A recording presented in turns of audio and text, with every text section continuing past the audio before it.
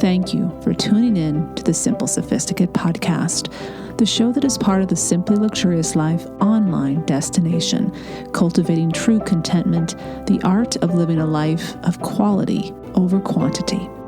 Visit the blog, The Simply Luxurious Life, at our simplified URL, tsll.co or thesimplyluxuriouslife.com to find the show notes for each podcast episode, as well as much more weekly content to elevate your everyday and deepen your contentment. From a Monday motivational post, recipes, videos of the cooking show series, style and decor inspiration, French and British inspired content, and readers' favorite regular weekly post, This and That, which is posted each Friday morning. Now to today's episode.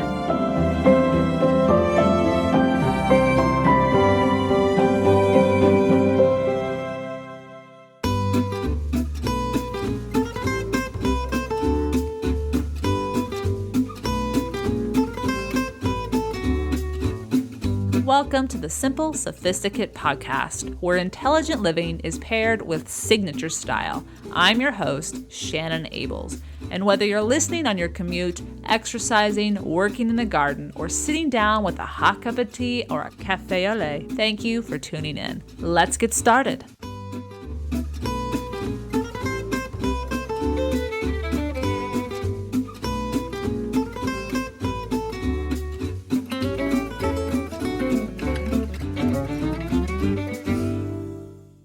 Welcome to the 316th episode of the Simple Sophisticate. Today we're going to talk about vitality.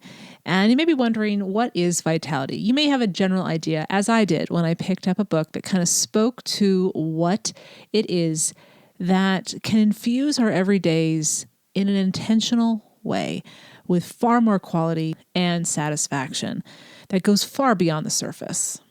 Initially, when I picked up this book, I was hesitant, and I'll explain why I was hesitant here in a minute.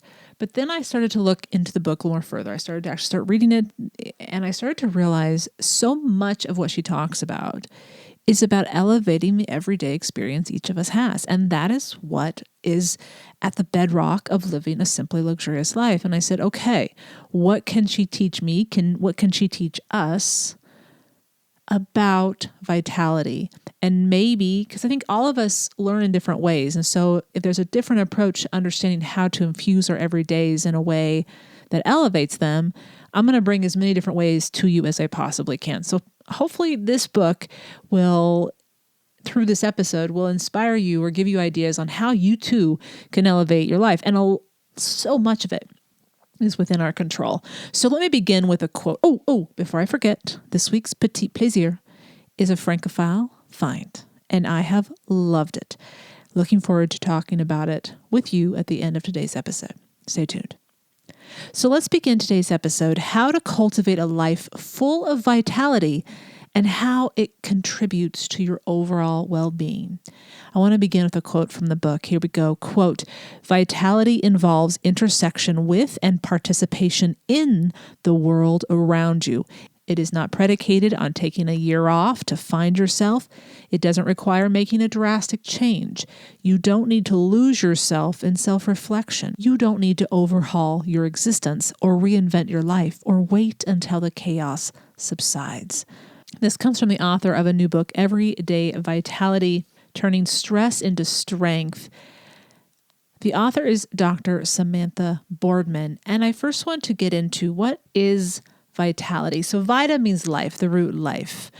And so if we look at that word in full, we think, oh, this is about life and living. It is.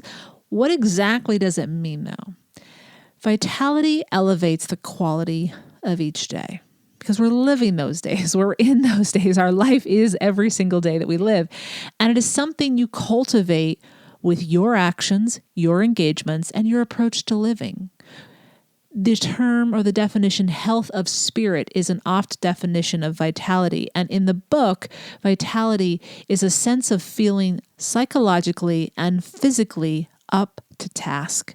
More directly, she defines it as vitality, the positive feeling of aliveness and energy that lies at the core of well-being.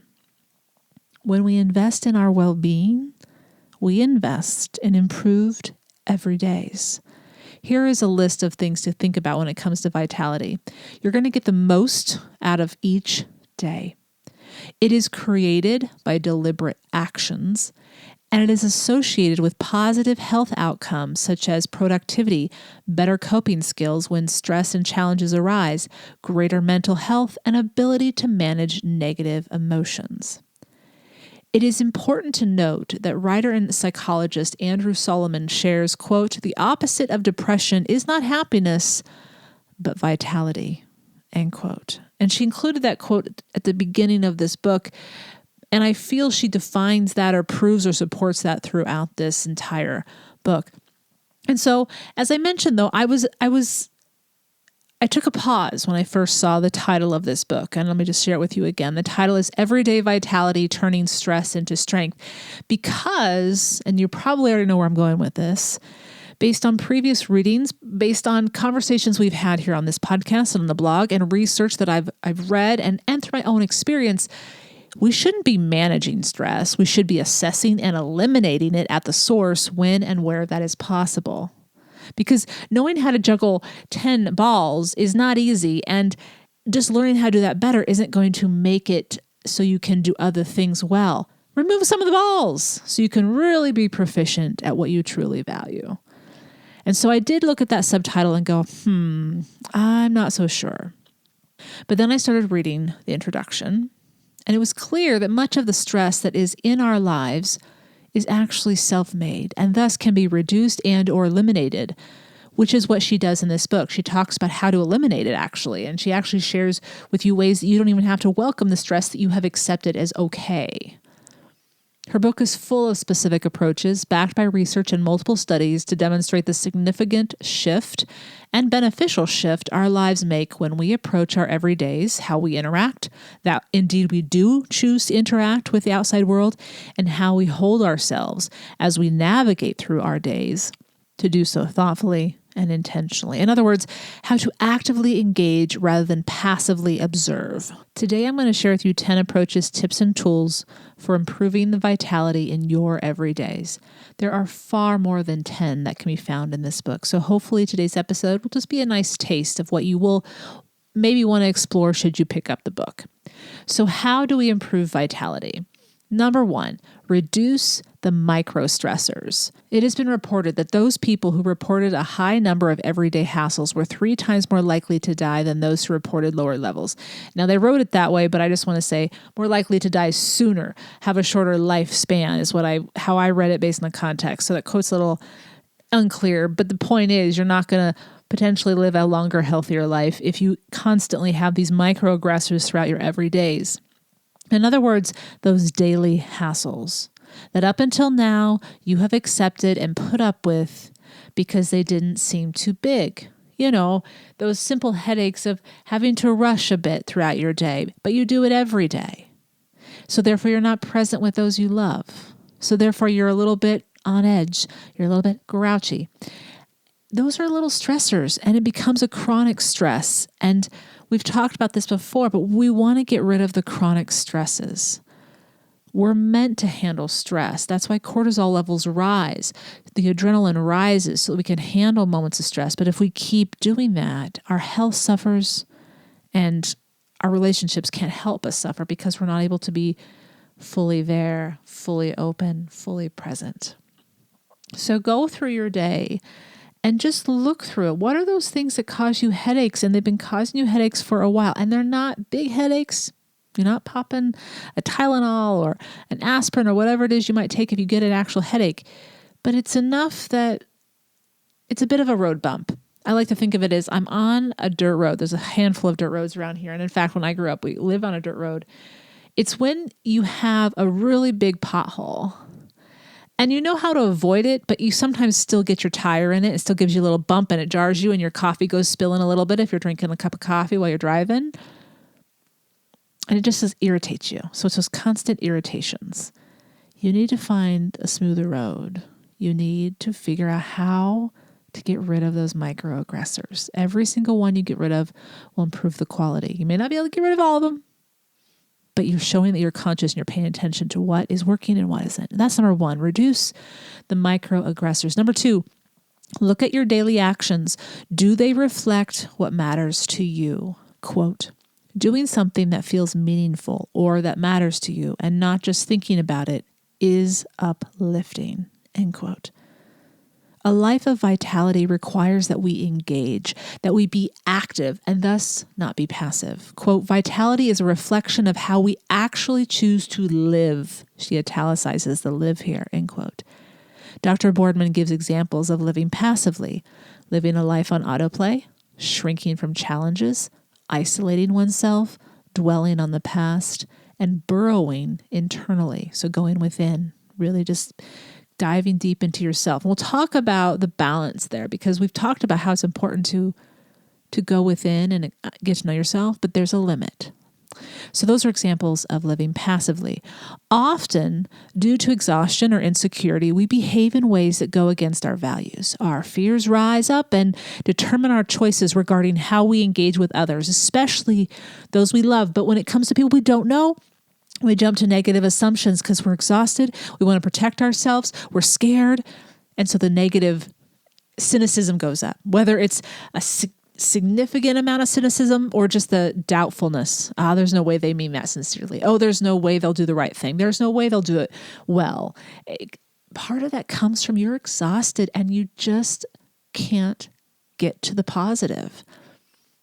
Those microaggressions add up, your stress levels add up, and the quality of your thoughts, thus your actions, don't mimic what really matters to you, who you really are. From jealousy to doubt to assuming the worst, we let our fears create problems that didn't previously exist, or at the very least present a self that does not reflect what we value, trust, clear communication, kindness, etc.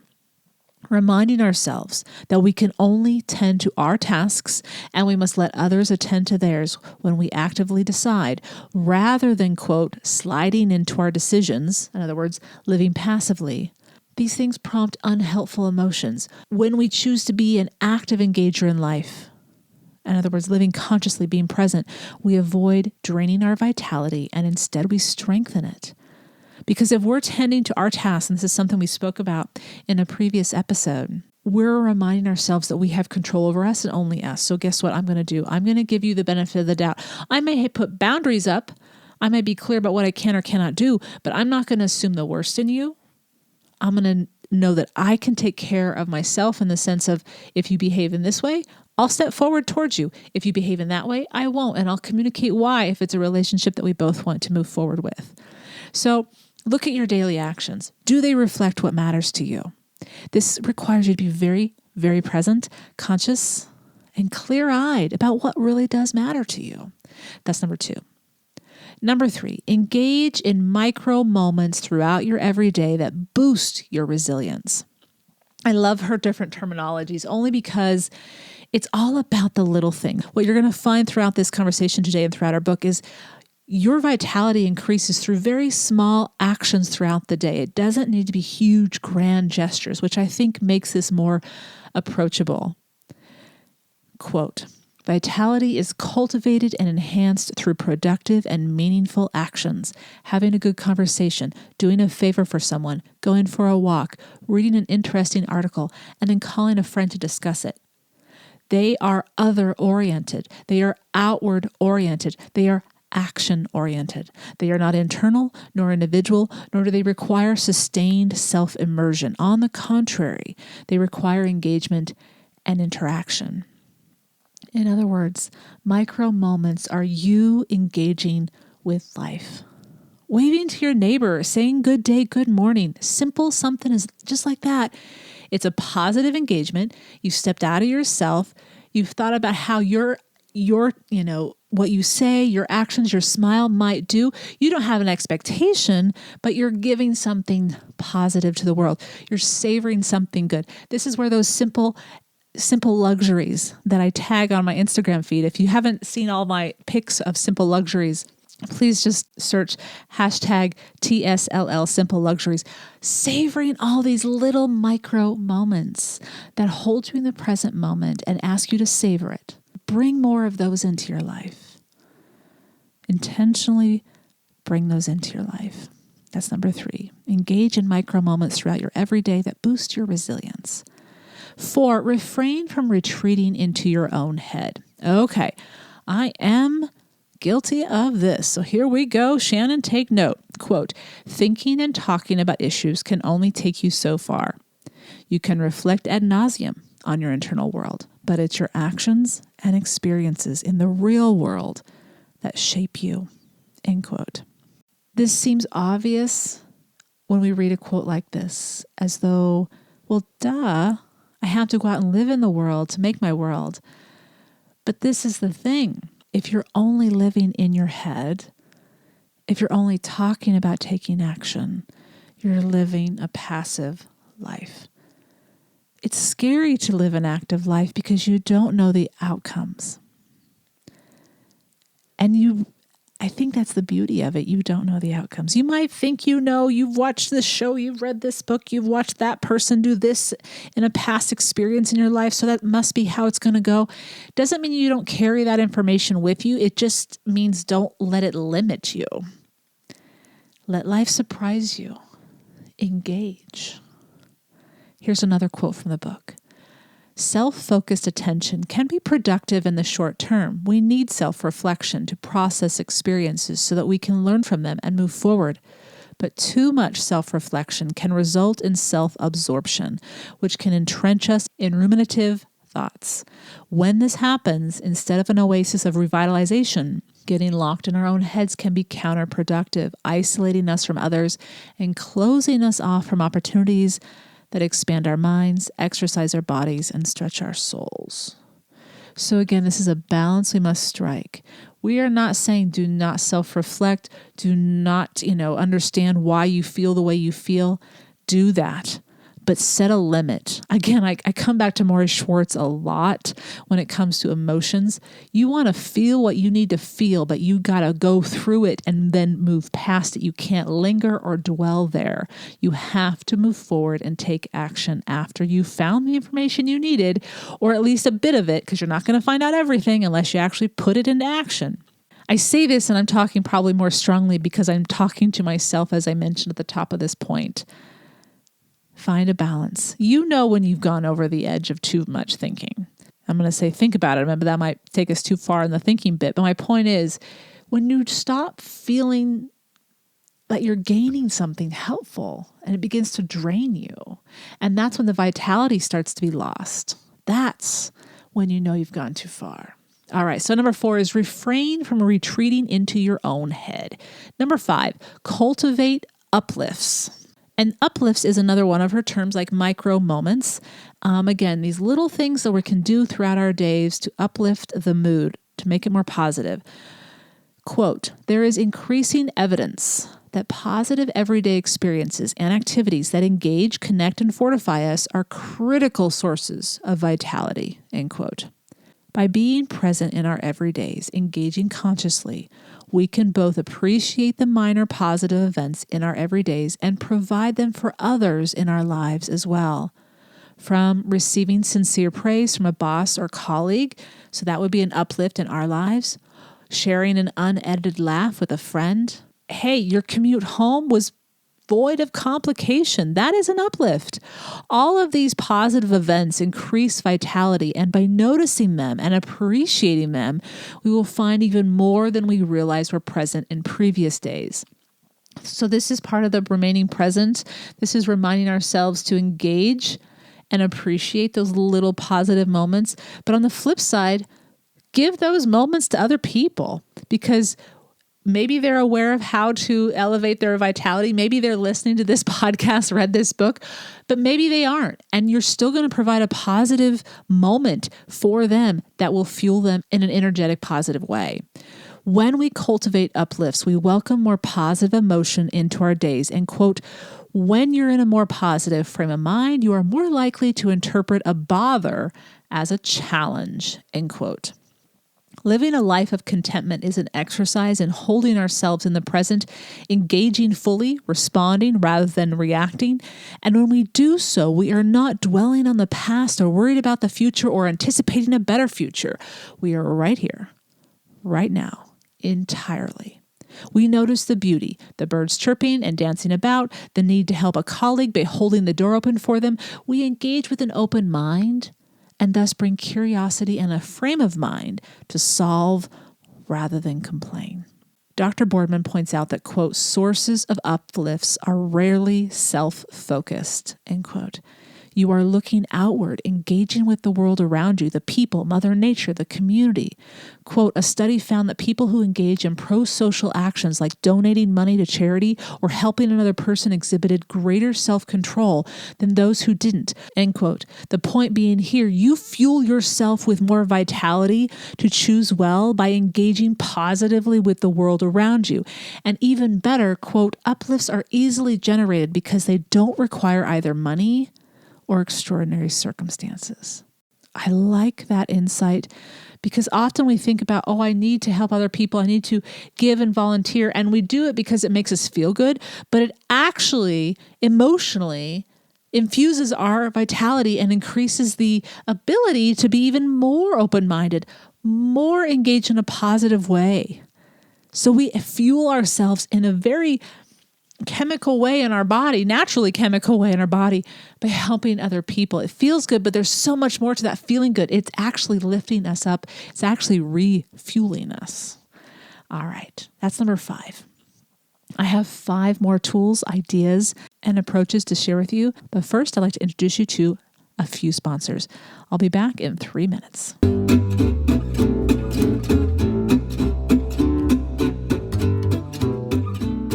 There's no one-size-fits-all solution when it comes to hair care. A product that works wonders for curls might make straight hair limp and greasy. For myself, I have fine straight hair, so I want to make sure what I use works for what I want. Thanks to my personalized Prose routine, I can honestly say I've never been more happy with my hair. Prose makes custom hair care that's effective because it's personal. Using natural ingredients with proven results, Prose customizes every product in your routine from shampoo to supplements. First, Prose starts by asking about you as a person with their in-depth consultation. Prose asks me questions about my exercise level, how healthy my hair was, my eating habits, and even the climate that I live in. Next, Prose analyzed all my answers and determined what unique blend of ingredients should be in every product of my custom routine. Together, Prose got all my hair goals covered. Receiving their pre-shampoo mask, as well as their smooth and vibrant shampoo that has a clarifying wash, I also received their smooth solution for their conditioner, which will build volume, which is what I need with my fine hair. As a carbon neutral certified B Corporation, Prose is an industry leader in clean and responsible beauty. All their ingredients are sustainably sourced, ethically gathered, and cruelty-free. They're also the first custom beauty brand to go carbon neutral. If you're not 100% positive Prose is the best hair care you've had, they will take the products back, no questions asked. As a Simple Sophisticate listener, Prose offers a healthy hair regimen. Take your free in-depth hair consultation and get 15% off your first order today. Go to prose.com/sophisticate. That's prose, prose.com/sophisticate for your free in-depth hair consultation and 15% off your first order. The Simple Sophisticate is also sponsored by Heat Holders. It's getting cold again, and the best way to keep yourself warm this winter, it's 2 words, heat holders. Heat Holders makes the warmest thermal socks around. They keep your feet warmer than just ordinary socks in the coldest conditions. How do they do it? Heat Holders uses a 3-stage process with a cashmere-like advanced insulating yarn that's soft to the touch and brushed on the inside and wraps warm air closer to your skin, keeping your feet warmer, comfortable, and dry. Heat Holders pampers your feet. And they also make hats, gloves, throws, scarves, and much more. Give someone you love Heat Holders for the holidays. Go to heatholders.com and enter the code SIMPLE to save 15% off your order. Receive free shipping with any purchase of $25 or more. Remember to go to heatholders.com and use the promo code SIMPLE. That's heatholders.com, making life warmer. Is there something interfering with your happiness? Is there something preventing you from achieving your goals? BetterHelp will assess your needs and match you with your own licensed professional therapist, connect in a safe and private online environment that's also convenient.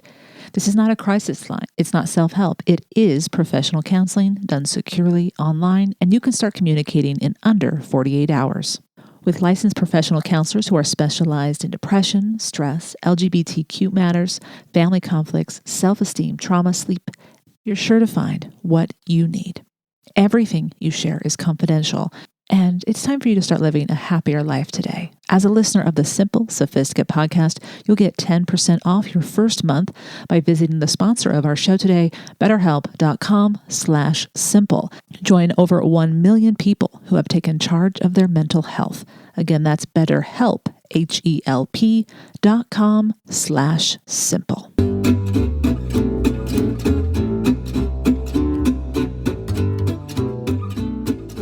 Welcome back. Let's get back into our list of how to cultivate a life full of vitality. Number 6 is to value social relationships. Quote, when we feel socially connected, little things are less likely to get under your skin. Studies show that a hill feels less steep to climb when a hiker is accompanied by a friend, end quote. I recently was listening to an interview on NPR that was talking about work and reviewing the workplace situation currently and whether or not workers are coming back or staying at home remotely and how to manage them. Within that conversation, they talked about how our workplaces prior to the pandemic, for so many of us, our workplaces were our primary source for where we made our friendships. And the conversation revealed and the study revealed that if our work is the only place for social connection, it can be toxic for our well-being. A better approach is to build relationships in all areas of our life. When you build healthy social connections, you bolster your vitality. From exercising with others, walking with a friend, or attending a class that's in person, to making time, simply reducing the busyness so that you see the people outside of those you have to see when you're at work. And those connections are crucial to vitality, but they often suffer because we're so busy, exhausted, stressed. The list goes on. Our mental health depends on connection with the outside world. The more we retreat, the weaker our vitality becomes. And she really talks quite a bit about mental health and how sometimes the approach has been kind of backwards to how the layman thinks they should handle it, not the experts. The experts are figuring it out. But the idea is when you are weak mentally, you're exhausted mentally, your mental health has taken a hit, it's actually more beneficial to step out into the world and engage with it. You're not directly hitting the problem if you think you have a problem with something. You're engaging in other ways as a way to free up your minds and to remind yourself of how powerful, healthy, positive connections can be. And we'll talk about a few of those ways here later in our list. But I want to go back to this mountain example because, she cites that studies show that a hill feels less steep if you're climbing it with a friend. I think it's important to point out, she doesn't talk about extroversion and introversion. And I think that would have been helpful. But at the same time, she has a great book and you can't talk about everything. I think what she's done is helpful, incredibly helpful. Knowing you have support when you're climbing that hill, whether it's physically next to you or not, because it depends on what hill you're trying to climb, is powerful. That is revitalizing. For me personally, I don't need to be doing every activity with someone that's difficult. In fact, I prefer sometimes to be doing a challenging activity on my own. But when I know that people I love are supporting me because they know what I'm doing and I've let them know how hard it is or that their support would mean a lot, that fuels me in a very positive way. So I think you can look at this climbing with a friend figuratively or literally, depending on the situation, depending on your temperament. With that said, let's end with a quote for number 6. Quote, knowing you are loved literally lessens pain, lightens the load, and propels you forward up those steep hills, which tells me she is talking figuratively as well as literally. All right, so that's number 6, value and thus invest in social relationships. Number 7, refrain from venting. Quote, venting can feel great in the moment, but doing so repeatedly without any resolution or forward progress can make you feel worse, end quote. I will be the first to admit I thought venting was beneficial for so long in my life. Turns out, not so much. The key is solution seeking. But if all we are doing when we vent is complaining, worrying, and holding on to what happened, we are draining ourselves of the vitality we need to live well. Dr. Boardman goes on to say, quote, excessive complaining and rehashing personal problems with someone else is known as co-rumination and can amplify stress, especially in those who are already feeling down, end quote. While in the moment it may feel good to share or to listen to someone else's venting as we feel we are providing them support and love, and if we're the person speaking, we're getting something off our chest. In actuality, the feeling that we seek is fleeting. It's very temporary. What we need to learn and teach others who feel venting to us is helpful, or if we ourselves feel that venting is helpful, is instead become comfortable with discomfort. Understand how to sit with the unknown and trust yourself to move forward well, even when not all is in our control. And I've written a few posts about this, a podcast episode. I will include links to those. How to basically move forward when you don't know how or what the outcome's going to be. Why discomfort is a gift. I've written about that. I'll post that. I'll include that in today's show notes. Seems contrary, but it's true. We actually are helping ourselves out by learning those skills, because life isn't going to go wonderfully every single day, but it can go better every single day based on how we approach it. How to move past the desire to vent? Well, try self-distancing. Putting space between yourself and what is bothering you, quote, helps to take the sting out of everyday upsetting events, end quote. When we self-distance, we put our ego aside, Boardman points out, and we give ourselves perspective, which enables us to move forward more easily. So 7 is refrain from venting. We can do it. All right. 8, exchange frequent positive interactions throughout the day. Quote, simple everyday positive interactions are the lifeblood of companionship and connection, end quote. I appreciated Boardman's attention to these in-person connections.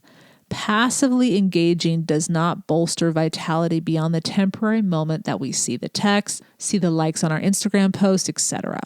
It is in active engagement, even in the smallest peck on the cheek or lips from our partner as they go out the door to work, that makes a profound difference. The key is frequency, not the gravity, meaning the positive engagement need not be grand. It doesn't have to be a bouquet of roses delivered to your office to surprise you, but rather eye contact while you're talking to show that you are listening, a rub on the back, the touch of someone's hand that you love.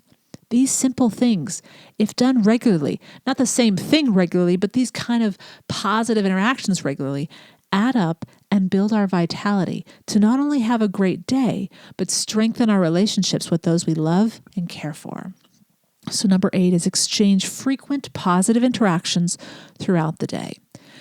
9, challenge yourself to maintain or strengthen vitality. It is important to understand the difference between demand-shielding activities versus effort-full intentional activities. Studies have shown that when we challenge ourselves to learn something new, an intellectual new skill to acquire, a reduction of anxiety results, and it also builds our resilience. So what is a demand-shielding activity? These are the things we don't want to engage in as often, or at all, depends obviously on the situation. A demand-shielding activity is any activity that, quote, requires little of us physically, intellectually, and socially, end quote. From checking social media, surfing the internet, watching TV if we're not learning something new. Each of these are demand-shielding activities.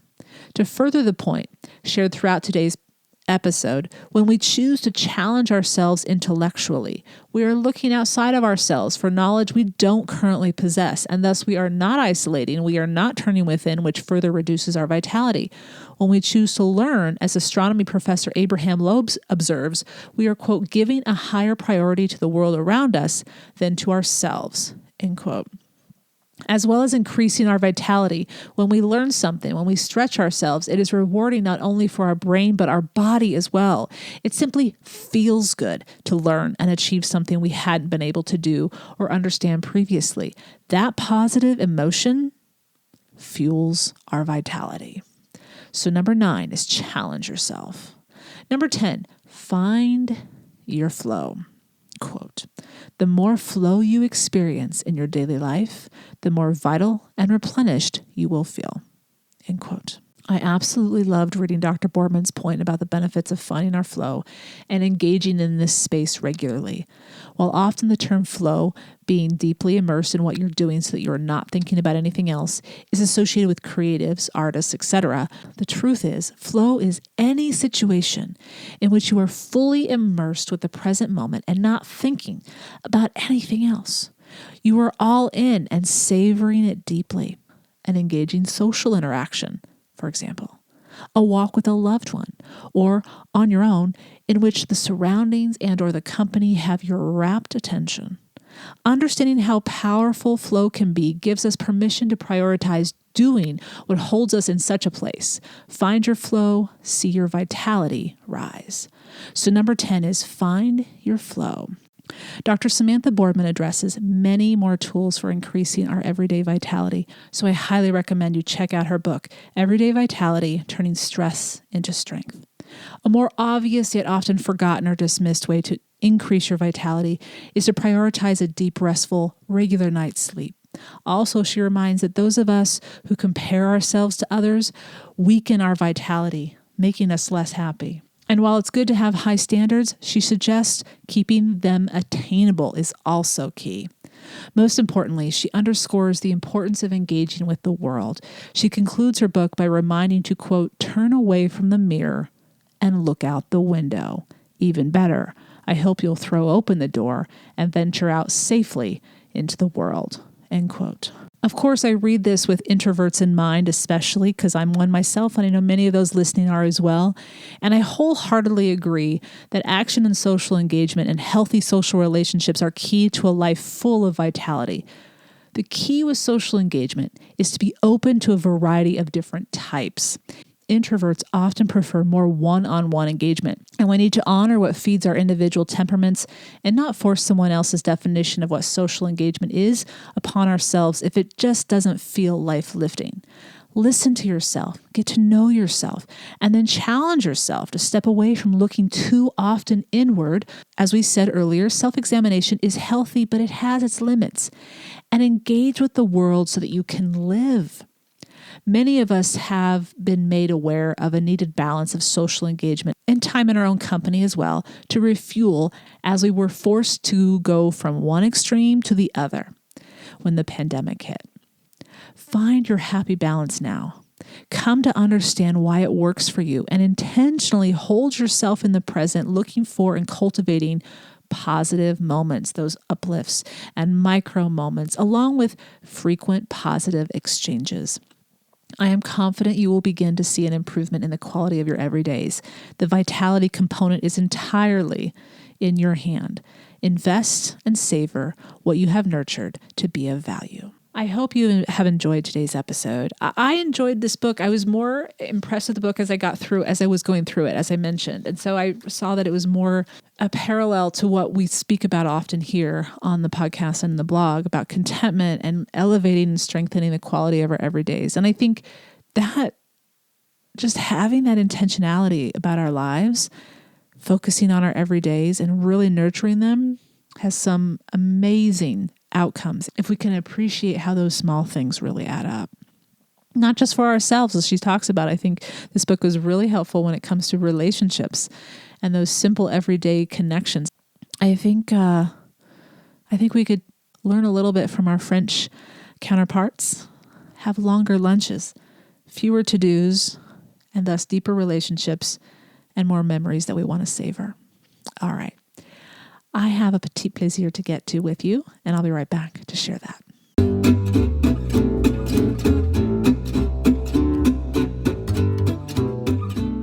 This week's Petite Pleasure is a French mystery series, Magellan. They just recently released season 4 on MHZ Choice, a streaming service for primarily French shows, but also other European shows as well. And I've chosen it for this week's Petite Pleasure because, well, I've finished it and loved it, and it just gets better with each season, in my opinion.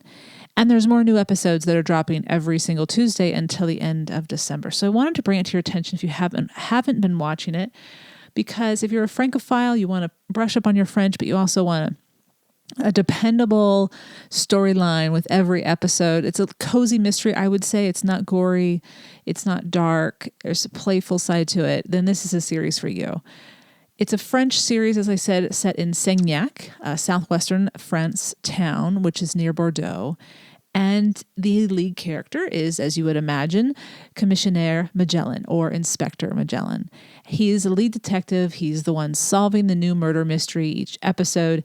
And this series debuted way back in 2009, and it's still going. The 4th season, they take a couple years in between each season, depending on all sorts of factors, I'm assuming. And the 4th season, as I mentioned, was just released on MHZ Choice this November. That season, season 4, was actually released in France in 2019. And so what we're getting here in the States is the subtitled version. So it takes them some time to adapt it for countries outside of France. And here's what I love about it. The balance of seriousness on the job and the playful family life. That is what has kept me enthralled with this series. As I mentioned, it just gets better with each season. The first season, you found Magellan in his home raising 2 young daughters, along with solving his mysteries. And he is this divorced father. The second season, the youngest daughter, Cordelia, they switch actresses up here, but from this season on, it stays fairly steady with characters and the same actors and actresses playing them. Cordelia is the youngest daughter, and the oldest daughter has been written to have gone to school in London, and she actually returns in the 3rd season in a fantastic episode. As the series continues to unfold, a 3rd temporary house guest stays with them, each one being humorous in their own way, adding all sorts of chuckles and watching Magellan's betwixt facial expressions as their house guest says something or does something that makes his home life a little bit unexpected. It just reveals even more the strong relationship of trust that he has built with his daughter Cordelia. Their relationship is pretty fun to watch. It's very trustworthy, it's very mature, and it's playful as well. The first house guest joins them in season 2, and it is the city prosecutor, actually, so someone who Magellan works with on a regular basis. And he stays for a season and a half.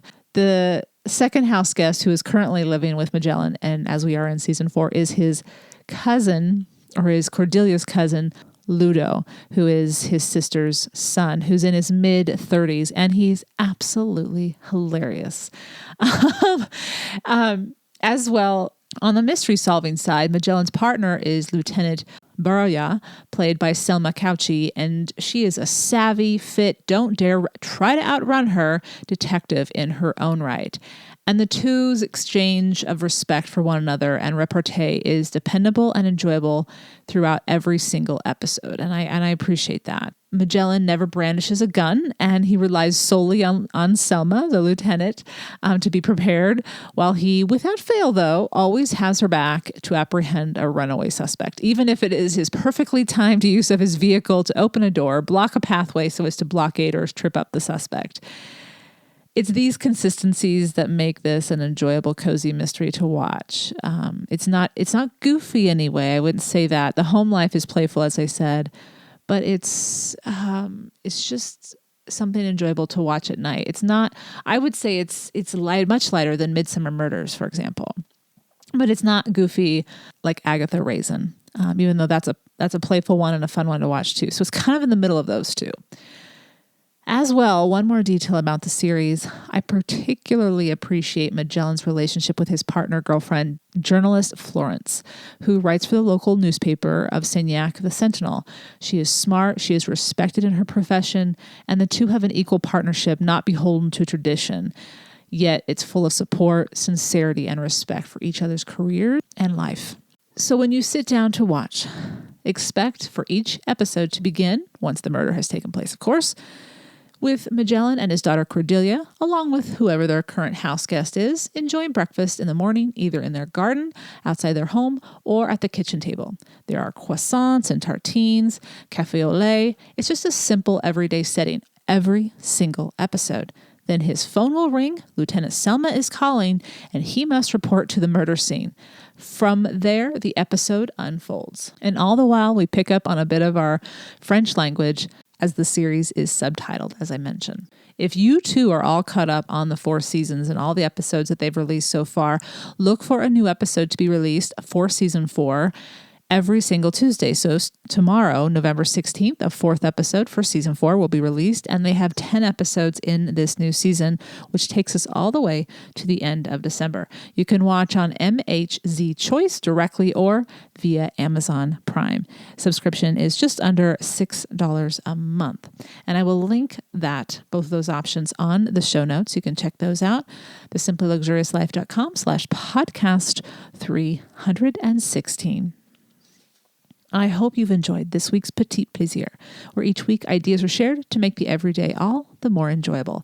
Tune in at the end of each episode where I'll recommend a book, a film, a show, a recipe, anything that is a simple pleasure to satiate your sophisticated taste.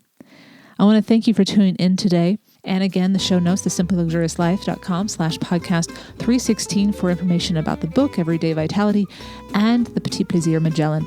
I also want to remind you to stop by the blog and check out the holiday gift guide. It has been a great success.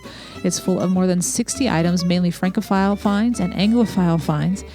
And if you are a top tier member, you have until this Wednesday, November 17th, to enter the giveaway to win an advent calendar from La Maison des Chocolats that is worth more than $75 in value. And I will be sending that to the lucky winner after the 17th, so it arrives at your house before December begins.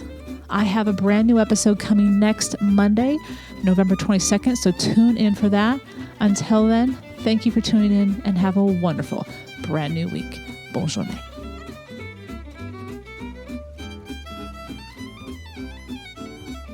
Thank you for tuning in to the Simple Sophisticate podcast, where intelligent living is paired with signature style. For more ideas and inspiration throughout the week, visit the blog The Simply Luxurious Life with the shortened URL tsll.co.